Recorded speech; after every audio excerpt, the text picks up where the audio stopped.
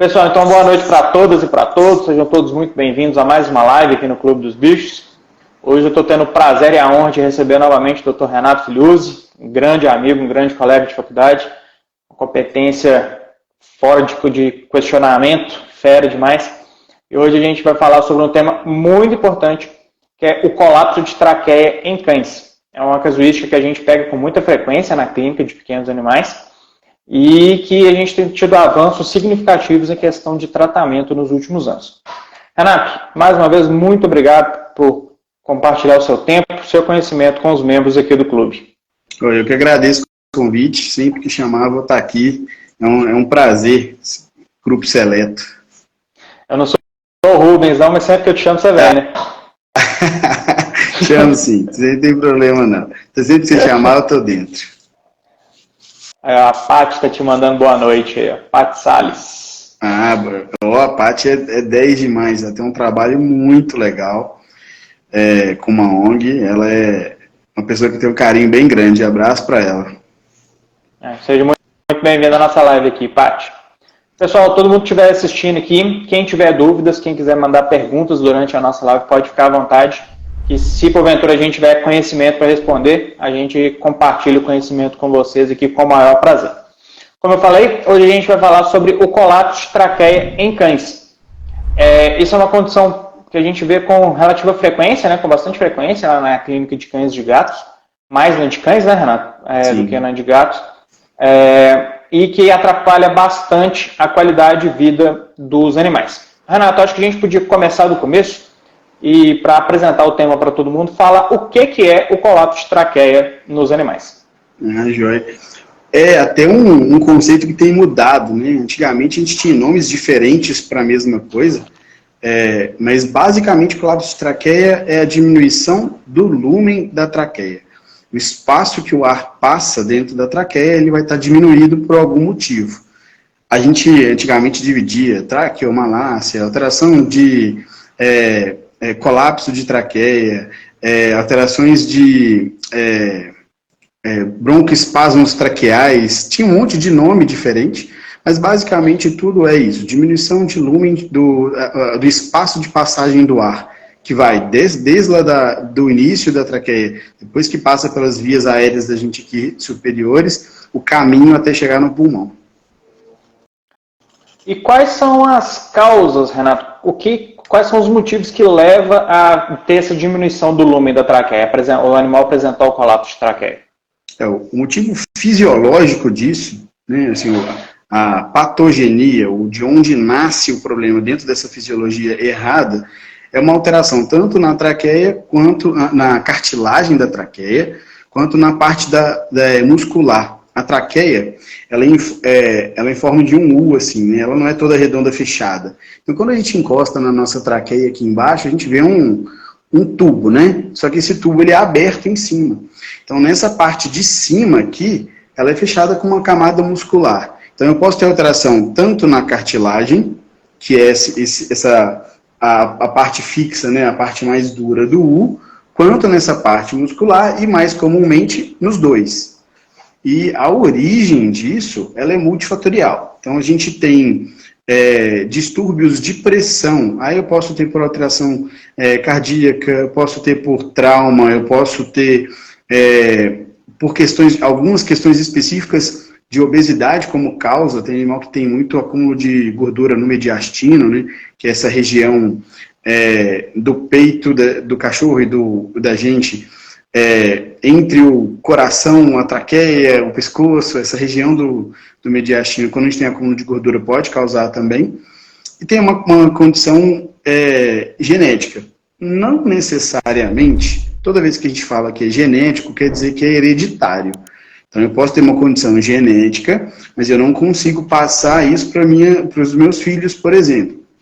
Mas no caso do colapso de traqueia, a gente já tem, inclusive, alguns genes que já foram detectados comprovando essa hereditariedade, né, da alteração de traqueia. Já que você falou dessa condição genética, Renato, existem algumas raças de cachorro que são predispostas a apresentar essa alteração? Eu brinco que é assim, tem menos de 10 quilos, tem chance. Mas porque quase sempre são raças pequenas. Shih Tzu, Lhasa, principalmente os menores. O Pug, principalmente os menores. York, Maltês, Chihuahua. Durante muito tempo, tinha em várias literaturas falando que eram principalmente animais braxcefálicos, sem o focinho, sabe? Igual o Pug. Mas não, a gente tem muitos animais pequenos. Quanto menor, maior é a tendência. Então, raças o York, o Maltês, o Lulu, né, o Splits, tem uma frequência muito alta de alteração. Aliás, na minha casuística, o Splits hoje é o campeão. Está aumentando muito, né, a população de Spitz, né, e com isso a gente começa a identificar alguns probleminhas, né. Durante muito tempo foi o York, né, esse campeão de casuística. O York é o disparado. Eu tenho uma experiência muito ruim com os Maltês, geralmente quando tem é muito grave, muito complicado, são todos os que da minha casuística que tiveram sintomatologia muito recente, ou era Lulu ou era Maltês. E os malteses eu sofri um pouquinho para conseguir tentar manter bem. É isso que eu ia perguntar. A clínica deles é mais complicada? O colapso de traqueia, como ele é uma alteração, ele vem de uma degeneração dessa cartilagem, dessa musculatura, é muito comum que o aparecimento de sintomas seja no animal de média idade. E a gente tem um agravamento disso com o tempo. Então, é muito comum essas alterações no animal a partir de uns 4 anos de idade. Né? Animais muito pequenininhos a partir de uns 3, mas normalmente aquele animal com 4, 5 anos tem aquela tosse. Né? O principal sintoma é uma tosse que a gente dá o nome de tosse paroxística. Ela é aquela tosse de seca, curta e principalmente quando estimulada. E assim, o aparecimento do sintoma é mais ou menos nessa idade. Só que começa a ficar mais grave e é mais complicado e com menos formas da gente tentar resolver também a situação, sem ser com uma intervenção, no animal mais velho. Quando aparece no animal mais novo, geralmente a gente tem essas alterações, elas são localizadas mais na traqueia cervical, né, depois a gente comenta sobre isso, mas está ligado a uma gravidade e uma hereditariedade maior. Então, são animais que já têm isso como condição genética, provavelmente hereditária, e a gravidade é bem maior. A forma de intervir também é bem mais invasiva sempre. Ah, tá. Não, interessante essa informação, essa eu não sabia. Já que você começou a tocar no assunto, deixa eu te perguntar para poder apresentar para todo mundo quais são os sintomas. O que o tutor pode observar no animalzinho dele para ele suspeitar que o animal dele está apresentando colapso de traqueia? O principal sintoma é tosse. Só que, assim, a traqueia, quase todos os tecidos que a gente tem no corpo, eles têm uma limitação de como mostrar algum sintoma. Na pele, por exemplo, a gente pode ter vermelhidão por uma infinidade de coisas que podem causar a mesma vermelhidão na pele. Na traqueia, a gente tem um número muito limitado de sinais. Basicamente, a gente tem tosse, principalmente na traqueia, quando ela já está depois do primeiro terço dela, e quando a gente está no comecinho, eu posso ter sinais de espirro. E o bicho, gente, ele consegue limpar a garganta, sabe? Fazer...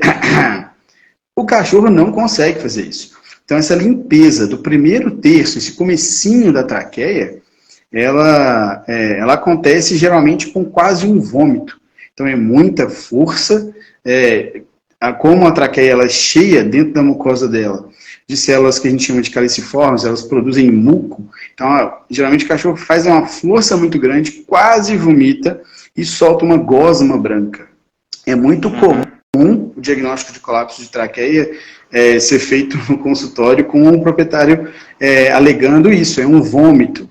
Né? Ele faz força e vomita uma gosma branca. E na hora que a gente vai ver, o problema não é gastroentérico, não é do sistema gastro, é realmente respiratório de traqueia.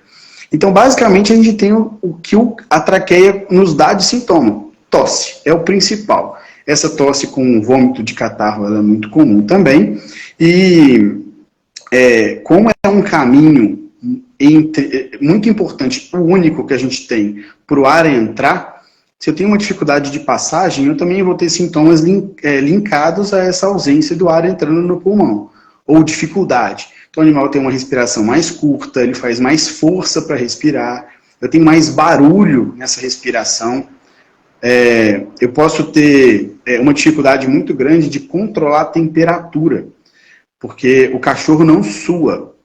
Então, se o cachorro não sua, como que ele troca temperatura com o ambiente? É arfando. Então, aquele cachorro que está fazendo qualquer tipo de exercício, está num momento de calor, ele começa, bota a lingona para fora, faz esse movimento todo de arfar, e essa é uma forma de troca de calor. Se eu tenho esse percurso do ar dificultado, eu também vou ter uma dificuldade nessa troca. E isso ainda é exacerbado quando o cão além do que ter o colapso de traqueia, ele ainda é obeso. Então, esses são os principais sintomas, né? Essa tosse, o animal que fica resistente a exercício, tem dificuldade de troca de calor, e esse pigarro quase vômito que o cão faz. No gato, é um pouquinho diferente. O gato ele contém uma maleabilidade de limpeza da traqueia maior do que o cão.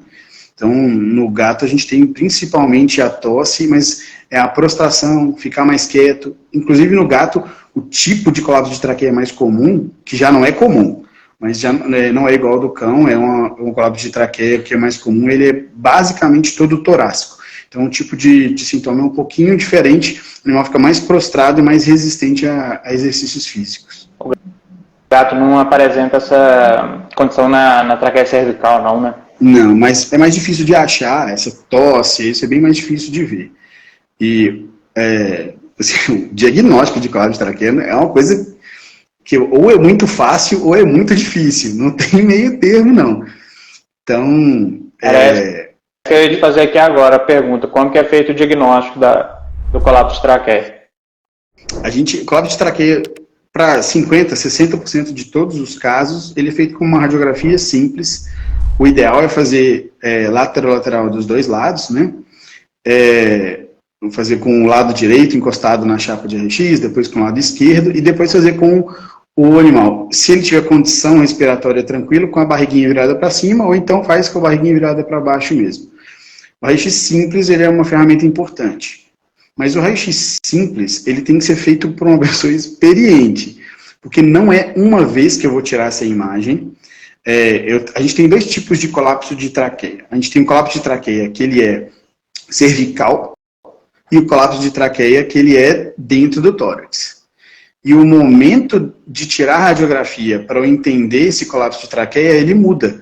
Então, quando eu tenho um colapso de traqueia cervical, eu tenho que tirar essa radiografia no momento de inspiração. Então, o cachorro respira fundo e eu tiro a chapa.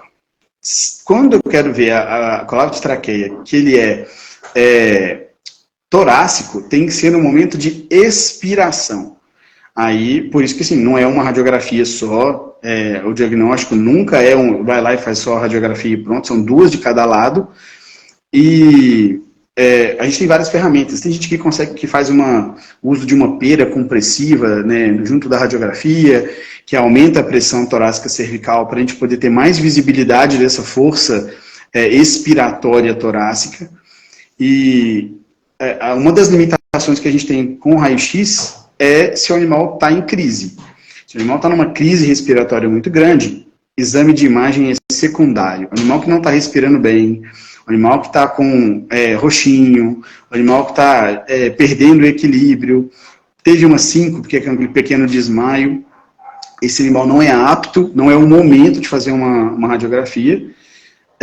O momento é de estabilizar o animal e, na maioria das vezes, a minha recomendação é de fazer, quando a gente quer dar um diagnóstico com raio-x, esse primeiro passo, né, essa radiografia ela é sempre o primeiro caminho, eu acabo pedindo para fazer ou com auxílio de oxigenoterapia, né, colocar o animal no oxigênio junto, ou fazendo com o animal sedado.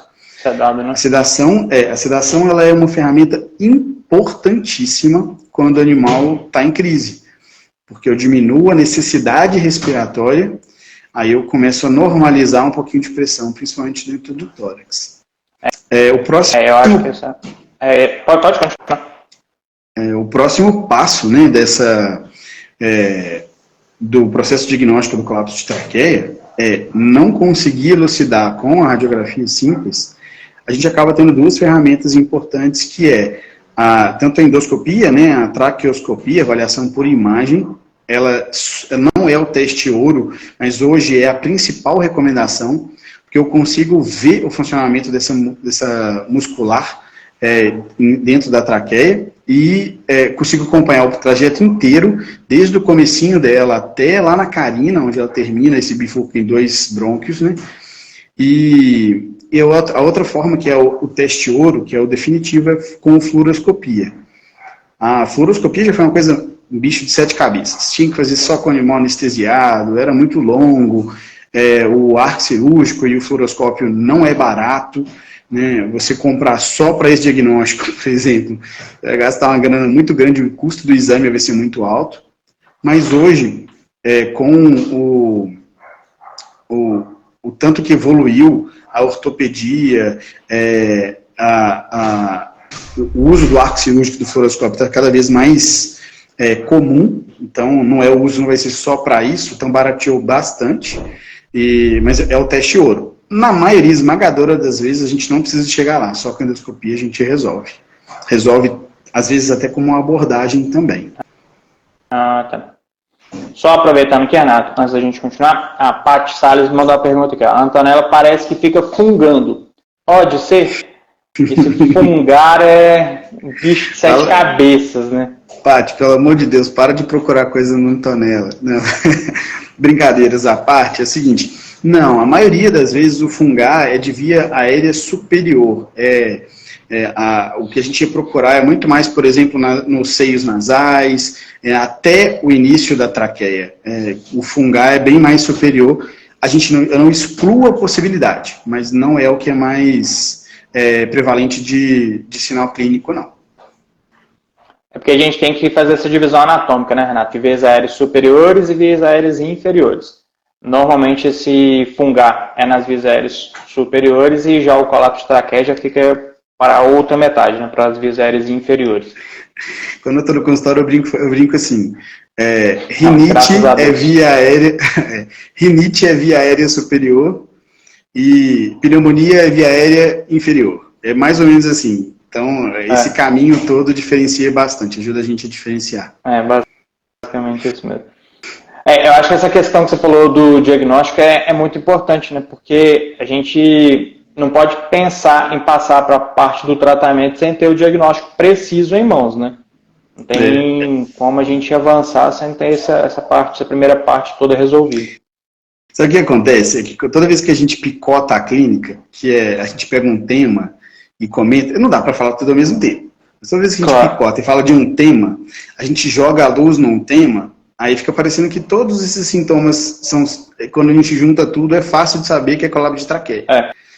E nem sempre é assim. Quando um bicho está na nossa frente, ninguém falou assim, olha, gente, o tema hoje das consultas, todos vão ser de colapso de traqueia. Não é assim. Então tem um passo a passo clínico, ele é importantíssimo.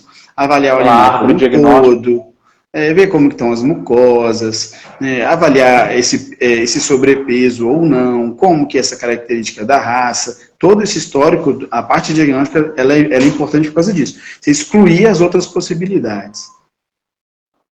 Exatamente. E as consequências, né, cara? As consequências do colapso de traqueia são complicadíssimas. A gente comentou, por exemplo, essa hipertermia, que pode ser secundária, mas, assim, a longo prazo, a gente atrapalha todo o controle de pressão do corpo. Quando a gente está lavando, espero que ninguém faça isso com muita frequência, mas quando a gente está lavando calçada, por exemplo, lavando quintal com a mangueira, e a gente coloca o dedo na ponta da mangueira para a água sair com mais pressão, o colapso de traqueia é mais ou menos esse dedo na traqueia para o ar entrar. Então, ele entra para eu poder puxar o ar, principalmente quando a alteração ela é cervical. Para eu puxar o ar, eu tenho que fazer mais força. porque eu tenho muitas áreas de constrição naturais, né? Quando a traqueia ela já entra no tórax, ela já tem uma constrição. Quando ela está passando em cima da base do coração, ela já tem uma constrição. Então, quando eu tenho qualquer coisa de tração cervical, eu faço muita força. E eu boto muita pressão dentro do tórax. Só que o coração do cachorro, do gato, da gente, ele tem que jogar o sangue que está dentro dele para dentro desse tórax do pulmão e esse sangue voltar. Então, quanto mais pressão eu tenho dentro do tórax, mais força cardíaca eu tenho que fazer, mais comum é o aparecimento de alterações cardíacas. Essas hipertensões pulmonares, o diagnóstico é muito difícil. O teste ouro disso é com controle pressivo invasivo. A gente não faz isso em rotina. Mas a gente consegue ver formas secundárias disso, né? Algumas alterações de eco, algumas alterações de imagem, como algumas bronquites crônicas que sugerem, e a própria hipertensão sistêmica também. Então, as consequências do colapso de traqueia são grandes. Quando a gente tem o contrário, que a colapso de traqueia ele é torácico, eu tenho uma dificuldade de jogar o ar para fora. Então, eu acumulo ar dentro, eu picoto a respirada. É o animal que faz aquela respiração entrecortada. Geralmente, esse é o pior quadro respiratório antes do animal colapsar, né? Uhum. E quando a gente tem isso, é a mesma coisa. Eu tenho um acúmulo de ar lá dentro, esse ar não tem mais troca e eu tenho dificuldade de jogar. É o dedo na pontinha da mangueira. E o que a abordagem para esse tipo de animal em colapso é o tratamento de urgência. Quando a gente está lá na graduação, no comecinho, a gente aprende sobre o ABC do trauma, né, o ABC da urgência. Que a primeira coisa que a gente tem que fazer é aumentar, garantir a patência de via aérea. Isso. Então é isso. Qualquer veterinário está preparado para poder fazer essa primeira abordagem. Lembrando que a abordagem do animal em crise é a última coisa que você vai pensar em diagnóstico. Mas qualquer... É só garantir que ele permaneça vivo. Isso. Chegou nesse nível, por favor, corram para o hospital veterinário mais próximo. Porque é questão de, não é nem horas, é questão de minutos para o paciente não resistir. Sim. Renato, aí a gente chegou com alguns sintomas, teve suspeita que era colapso de traqueia, fez os exames e confirmou o diagnóstico. O que a gente pode fazer para ajudar esse paciente em relação a tratamento de colapso de traqueia? Pois é, a primeira coisa que do diagnóstico, né, segundo passo é a gente conseguir classificar. Então hoje a gente tem, na literatura a gente tem 2 tipos de classificação de colapso de traqueia. Então, além dessa da localização, né, do cervical e do torácico, mas assim, a gente classifica em 4 graus, sendo que a evolução do grau, ela tem a ver com o tanto que está de constrição do espaço de passagem no lúmen para esse ar, né, do ar.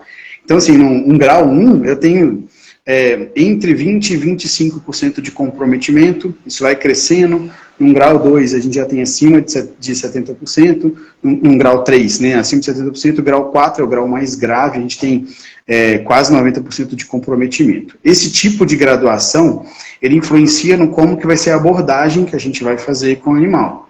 Então, o animal no grau 1, no grau 2, onde ele tem aí até 50% de comprometimento da abertura do lúmen, dessa passagem de ar, alguém colocou aqui, existia um tipo de stent para colocar na traqueia. A Paty está querendo spoiler, né? Ela está fazendo spoiler da próxima parte. Então, assim, a primeira abordagem que a gente faz, ela é sintomática. Aí, quando a gente dá um diagnóstico muito precoce, por exemplo, no grau 1, o tratamento ele vai ser, quando eu tiver crises, então a gente entra ou com antitussígeno, então a gente tem um monte de antitussígenos para trabalhar. Dependendo do grau, a gente associa com um corticoide que tem uma ação rápida, antitussígena, né? Nem sempre, por exemplo, uma codeína da vida vai ter uma ação tão rápida, então a gente faz essa associação. E quando o grau é muito inicial, a gente tem boas evidências científicas do uso de suplementos como a condroitina e a glicosamina. Por que disso? Igual eu comentei que o mais comum é de ter alteração no animal com meia idade, é porque essas alterações elas são contínuas. E quanto eu tenho uma deformação nessa regularização, nessa troca da traqueia. Então, quanto mais eu dou princípio ativo, né, quanto mais eu dou material de consumo para a traqueia fazer remodelamento, melhor. Então, por isso que a gente tem boas respostas nos graus iniciais. Mas isso não é uma verdade quando o animal já tem um grau bem estabelecido. Então, um grau 3, um grau 4, a gente não tem benefício, sim, né, dentro da medicina baseada em evidência, a gente não tem evidência nenhuma de benefício desse tipo de droga. Então, a gente divide... O grande problema é que a gente pega, normalmente, né, Renato, a maioria dos casos, a gente não pega o animal nesse comecinho, né? Sim, sim. A maioria das vezes já é um grau, no mínimo um 2, né? Normalmente é um grau 3. E aí não adianta muito, né, a condroitina. Existem alguns medicamentos, né? Tem um estonosolol, que tem uma ação bem legal, né? É manipulado, a gente não tem ele comercial, é um medicamento manipulado, mas que ele tem um grau de evidência bem legal, principalmente no grau 3. E a gente acaba utilizando no grau 4 quando o animal não tem condição mesmo de passar por um processo anestésico, às vezes por outras comorbidades. Mas o grau 3 igual ao grau 4, a recomendação já é fazer alguma intervenção mesmo física. E a gente tem algumas abordagens. A gente tem a abordagem cirúrgica, principalmente cirurgia aberta, né? A gente tem colocação, tem alguns anéis para a gente poder usar, e também tem uma cirurgia que faz com espiral. Durante muito tempo foi só isso que a gente tinha como ferramenta, mas ela é principalmente utilizada na traqueia que a gente tem mais fácil de manipulação, que é a traqueia cervical. As alterações de traqueia torácica a gente não consegue utilizar, então o espiral, por exemplo, vai ter só um pedacinho dessa traqueia torácica só. E é uma cirurgia bem invasiva, né? Hoje a gente tem, que a Paty já fez ela adiantou, hoje a gente tem os stents. A gente tem stents hoje de nitinol, que é um material que é absolutamente inerte. A colocação dele do procedimento ele é relativamente simples, a gente faz por processo endoscópico, e a gente torna essa via respiratória toda patente. A gente não resolve tudo com stent, sabe? Quando a gente tem um colapso de traqueia no animal que já é de média idade, eu já tenho consequências disso, às vezes bronquites, a bronquite, esse processo inflamatório contínuo dos brônquios leva a uma calcificação dos brônquios, então tem uma diminuição dessa maleabilidade que os brônquios têm. Então, eu aumento a via, eu deixo a via aérea patente, porém, nem sempre eu consigo resolver todos os sintomas, por exemplo, de tosse. Mas a qualidade de vida fica mantida num grau muito, muito alto, e é um procedimento que não tem uma gota de sangue, né? A gente faz tudo por via endoscópica, libera o stent. A colocação do stent é relativamente simples, aí esbarra em 2 problemas. Medir o stent não é tão simples. Então, você fazer o stent, fazer a medição para colocar do tamanho exato, tanto de comprimento quanto da área que ele vai abrir, então o ideal é fazer isso com endoscopia, né? Não é fazer isso só com radiografia, e até porque... A medição, né? A medição, a medição, porque a traqueia ela não é um tubo linear, né? Então, constante, a gente tem ferramentas... Né? Medidas constantes. E ela faz uma curva natural. Então, o ideal é a gente medir com as ferramentas endoscópicas para isso. Tem alguns tipos de medida que a gente vai medir de comprimento, que são sondas que a gente faz com raio-x simples mesmo, com o animal anestesiado, e depois a gente tira essa sondinha de medição e entra com o endoscópio para poder fazer a traqueoscopia toda. A gente vai entender o grau, né, a gente consegue dar o grau de forma mais definitiva, e tem uns balãozinhos para a gente poder encher e entender o tamanho, né, qual que é a circunferência desse stent.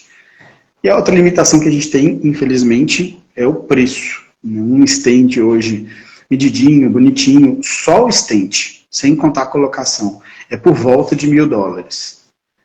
Ainda é dolarizado, então hoje com a cotação que a gente tem aí por volta de uns R$5.000, R$5.500, só o stent. O stent. Isso. Sem o valor de colocação, sem fazer esse trabalho da endoscopia, tanto diagnóstica quanto para medir. Então, é um procedimento ainda caro, mas com muitas novidades vindo agora no mercado. Então, tem 2 empresas nacionais que estão começando a importar. Então, a tendência é isso baratear bastante, porque a gente não precisa de comprar mais dos Estados Unidos e mandar vir, né? Então, ou então da Europa, né? Tem um outro distribuidor na Europa que vende também. Mas, em breve, isso vai baratear bastante e isso vai ficar algo um pouco mais corriqueiro. Eu faço essa implantação, tem um outro veterinário, eu faço isso com endoscopia. Tem outro colega também, vou fazer um jabá dele também, que é o Henrique, que também faz a colocação do stent. Não tenho certeza, mas eu acho que o Guilherme Savassi está fazendo também. Então, está ficando cada vez mais difundido e quem tem essa frequência do uso do endoscópio fica muito mais fácil de fazer. Quem tem experiência na implantação facilita bastante também. E o anestesista. O anestesista tem que ser um anestesista que conhece do procedimento, porque eu vou estar com um tubo aonde passa o ar para... Então, assim, é interessante ter não ser um anestesista de primeira viagem nesse tipo de procedimento. Então, a gente escolhe já tem bem experiência nele, né? A gente escolhe a dedo quem que vai estar na equipe para fazer isso. Porque tem que, independente do serviço do endoscopista, o animal precisa de respirar, né? O tempo inteiro, não pode parar. Só o tempo todo. Mas isso influencia qual é o tipo de endoscópio que vai utilizar. Então, a gente tem endoscópios com áreas de trabalho maior, né, que a área de trabalho é o espaço dentro do endoscópio que eu consigo passar algumas ferramentas. Uhum. As pinças, por exemplo, e tudo. Então, quanto maior a área de trabalho, maior é a possibilidade que eu tenho de passar tanto a sondinha que vai passar o ar, né, para fazer essa troca, quanto se eu precisar de alguma pinça ou alguma coisa. Então, quanto maior a área de trabalho, melhor. Quanto maior a destreza, né, do colega para fazer isso de forma mais rápida, né, e no caso da implantação de stent, tem que ter ou fluoroscópio junto, ou então um raio-x DR, um tipo de raio-x, né, que tem uma liberação da imagem mais rápida. Mas um procedimento que vai durar aí 20 minutos, 25 minutos no máximo, ou com tudo, talvez bem antes, né, a gente faz isso às vezes bem mais rápido que isso, mas é um procedimento muito legal que realmente salva a vida. A qualidade de vida do animal melhora demais. Você vê o animal saindo do procedimento, ele acordando, respirando fundo e o ar vindo, você vê na cara do animal depois que a gente coloca o stent, que é muito confortante. Depois que a gente coloca... Pode falar. O impacto que a gente gera em termos de qualidade de vida pós-procedimento é absurdo. Cara, a gente melhora a vida do animal e muito, indiscutível, mas a gente melhora a vida da família inteira, porque o animal vai tossir muito menos à noite. Aquele animal que dorme na cama, por exemplo, que é justamente esse tipo de animal que tem problema, aquele animal menor, né? Aquele animal que dorme na cama do proprietário que tosse a noite inteira e acorda todo mundo a noite inteira. Assim, a gente melhora a vida geral, né, com o procedimento. E de intercorrências, quando está bem medido o stent, quando foi bem feito, o que pode acontecer, que é muito comum, são tosses, principalmente nas primeiras 2 a 3 semanas. Tem animal que fica com tosse, a tosse é diferente, tá, gente? Fica com a tosse durante até um tempinho maior, um mês e pouquinho, mas a maioria é 1 a 2 semanas, uma tosse bem responsiva à medicação, e é só porque a traqueia, lembra que eu comentei, que a traqueia tem um número de demonstrações de sintoma que é limitado. Então, quando a gente coloca qualquer coisa na traqueia, os receptores são baroreceptores. É como se a gente tivesse um balãozinho com um sensor dentro. Então, se eu tiver qualquer coisa encostando nesse balãozinho, ela vai fazer vibrar o receptor nervoso e eu tenho a tosse. Então, esses baroreceptores vão estar sendo acionados por causa do stent. Só que igual quando a gente coloca uma camisa gelada e passa muito pouco tempo a gente não está sentindo mais a camisa, vai acontecer isso com o stent de nitinol também. Isso demora muito mais com stents de polipropileno, esses stents de plástico, tanto que a gente nem utiliza mais. Interessante, essa manifestação pós-instalação do stent eu não sabia. Muito bom saber disso, que a gente alertar o tutor, né? Eu gasto tempo explicando como vai ser o pós disso, justamente porque, imagina, você cria toda aquela expectativa, assim, é visível que o animal está respirando melhor, tá? Isso é visível, o proprietário vê isso fácil. Mas, ele acha que vai zerar de uma vez, magicamente vai parar de tossir tudo. Aí, por exemplo, se eu tenho um animal, que a gente brinca, quem me ensinou esse termo, foi uma professora que a gente teve em comum, que foi a Adriane, a tia, né? Que ela falava que o animal tinha poliescoliambose. A gente brinca assim, eu lembro. O animal que já tem, por exemplo, um colapso de traqueia num grau alto, ele muito provavelmente desenvolveu ao longo dessa vida toda uma alteração de hipertensão pulmonar, uma bronquite crônica. Então, ele tem outras coisas que vão fazer tossir. Então, eu não posso criar a expectativa de que eu vou resolver toda a tosse. Mas essa tosse paroxística, a gente vai diminuir ela de forma muito, muito importante, principalmente depois dessas 2 primeiras semanas. E o risco de colapso respiratório vai a zero, né? A gente vai ter problemas muito mais pulmonares do que problemas de origem traqueal de novo. Porque o que dá aquela angústia no tutor, aquele desespero, é o medo de, numa tosse, num acesso de tosse lá, o animal parar de uma hora para outra, né? E a gente morre de medo disso também. Sim. A gente morre de medo disso também. Às vezes, a preocupação do tutor é muito mais só a respiração. Mas às vezes a gente está muito preocupado com a temperatura. Tem animal que o termômetro não mede a temperatura. A maioria dos termômetros que a gente tem comerciais, eles vão até 42 graus ou até 42 graus e meio. E tem termômetro que, quando passa dessa temperatura, o termômetro pisca sem apitar, sabe? Quando o termômetro está piscando sem apitar, é gelo, é álcool, tem 2 km de língua para fora. Exatamente, é ar-condicionado. E essa hipertensão, ela é muito ruim para o corpo inteiro. Ela é muito ruim para o sistema hematológico, ela é muito ruim para o sistema gastrointestinal, ela é muito ruim para o sistema nervoso. Então, por isso que a gente tem que correr quando tem esses quadros. Animais que têm colapso de traqueia, grau 1, grau 2, tem o tratamento, ele pode ter um corticoide, ele pode ter um antitussígeno, a gente pode entrar com esses nutracêuticos como o sulfato de condroitina e a glicosamina, mas a abordagem e a forma que a gente vai tomar conta desse animal também tem que mudar.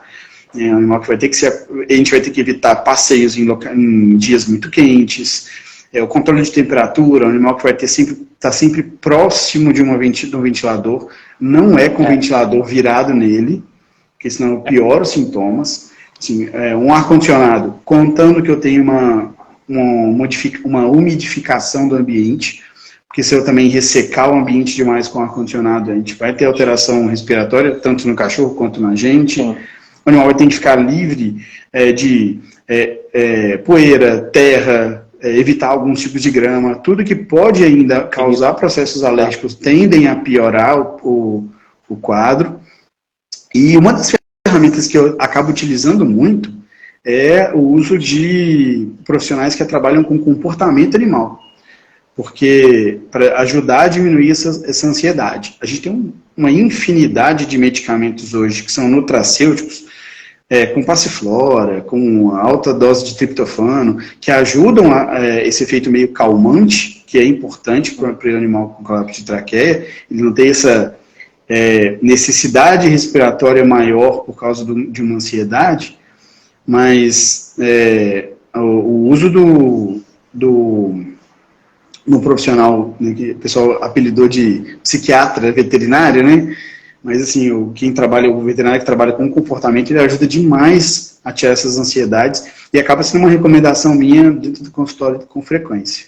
Não, eles têm um papel fundamental nesse tipo de situação. A gente acha que não vai... Às vezes o tutor acha que não vai fazer tanta diferença assim, mas faz uma diferença absurda. Faz muita diferença. Sim. E a pneumologia como um todo na medicina veterinária, ela está engatinhando, né? A gente tem muita coisa nova. Inclusive, acabou de ter, dia 15, 16 e 17 agora, teve encontro do Colégio Brasileiro de Medicina Interna e teve muita coisa legal de trabalhos de pneumologia.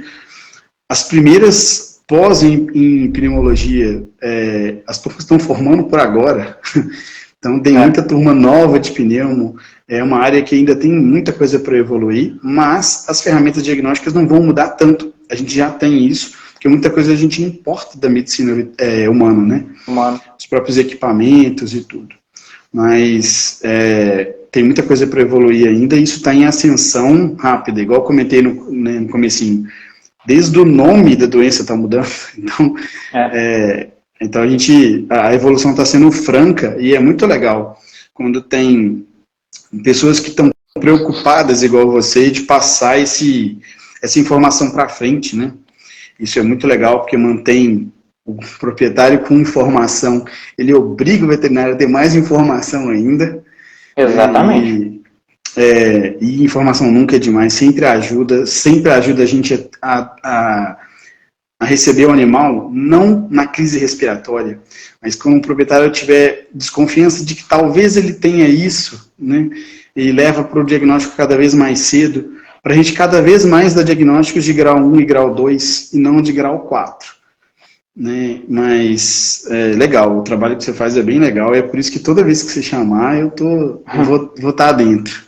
Esse é o nosso principal objetivo com o projeto, sabe? É levar a informação confiável e de qualidade para os tutores para poder ajudar os animais no dia a dia mesmo, assim, sabe? É para dar qualidade de vida para os animais. E uma das formas que a gente tem é informando o tutor, porque ele que está no dia a dia com o animal ali do lado, vendo se ele deu um espirro, ver se ele deu 2 espirros, ver se ele parou de respirar 1 minuto, depois voltou ao normal. Então é ele que faz esse monitoramento diário, constante. Então a gente tem que munir esse tutor com o máximo de informação possível para ele conseguir levar para a gente no momento mais precoce, né? De qualquer manifestação, não só do colapso traqueico. A gente fica brincando que todo mundo já falou isso em consultório, né? Que prevenir é barato, né? Prevenir é muito barato. Diagnóstico, gente, não é barato. Exames, de um modo geral, não são baratos, a gente tem consciência disso. Não depende da gente isso, né? Mas prevenir é barato demais. Se você pega um grau 1, grau 2, e a gente faz todo um controle desse, e esse animal não chega a um grau 4, por exemplo, a gente está fazendo uma economia hoje de $1.000 só no stent. Exato. É muito importante a gente ter todas essas ferramentas para a gente fazer essa abordagem do animal mais grave, e isso a gente tem. Mas quanto mais cedo a gente conseguir abordar, menor é o custo de tratamento e o custo de qualidade de vida, né? As coisas a gente divide em custo-benefício, a gente está muito viciado em falar em custo-benefício, mas o risco-benefício também tem que ser uma coisa que tem sempre que ser avaliada dentro da clínica. Então é muito menos arriscado, né? A relação risco-benefício é sempre melhor quando a gente faz as coisas de forma precoce. Renato, assino embaixo em tudo que você falou. Nossa, isso aí é que a gente aprende e tenta passar para frente, né? Só que nem sempre a gente consegue levar isso aí na ponta, né? A gente para no meio do caminho. Não serve só para o cachorro, serve para a gente, né? Que a gente frequente mais clínicas e menos hospitais, né? O hospital, a ideia do hospital é curativo, né? A ideia da clínica é manutenção de saúde. Então, que a gente frequente mais clínicas e menos hospitais, que a gente faça isso de forma preventiva, tanto para a gente quanto para os nossos pets. Exatamente. Pessoal, quem tiver com suspeita de colapso de traqueia já tiver o diagnóstico, for daqui de Belo Horizonte, como eu e o Renato, o doutor Renato tem esse serviço de colocação de stent, então ele faz a avaliação todo esse processo que ele falou aqui na live, ele faz. Então, O contato dele está aqui no Clube dos Bichos. Pode chamar ele aqui no Instagram para discutir com ele questão de horários, questão de marcação, de avaliação. Pode ficar à vontade. E você que não for de Belo Horizonte, também pode ficar à vontade para entrar em contato com ele, para vir trazer o seu animalzinho para ser atendido pelo super fera, igual a Paty está falando ali, que o Renato que eu confio assim, de olhos fechados desde o tempo da graduação, né, Renato? Eu vou ter que comprar um bombom para a Paty, né? Hoje ela tá... Não, mas assim, me esforço bastante. E para o pessoal que é de fora, mesmo que não consiga se deslocar para cá, a gente consegue fazer indicação de profissionais que conseguem fazer tanto avaliação quanto implantação de stent em vários locais, né? Eu faço parte do Colégio Brasileiro tanto de videocirurgia quanto de endoscopia, então indicação a gente consegue fazer também. Colega no Brasil inteiro é o que mais tem, né? Então isso aí a gente consegue indicar fácil. Pois é. Renato, mais uma vez, cara, uma live fantástica, muita informação simples para o tutor poder absorver de forma assim, mais tranquila possível, num linguajar mais acessível possível. Mais uma vez, te agradecer muito a participação aqui no Clube dos Bichos. É uma honra, me chame mais vezes que eu venho. Não, com certeza. Eu vou te chamar assim, pode deixar. E agora eu vou te liberar para você poder assistir seu jogo aí. Vamos ver quanto tá aqui. Pessoal, muito obrigado pela participação de todos aqui na live. Essa live vai ficar disponível aqui no Instagram para quem quiser assistir e também vai ficar disponível no nosso canal no YouTube. Muito obrigado pela audiência de todos vocês. Uma ótima noite, um bom resto de semana para todos aí. Abração, Renato. Um abraço, até mais. Até mais.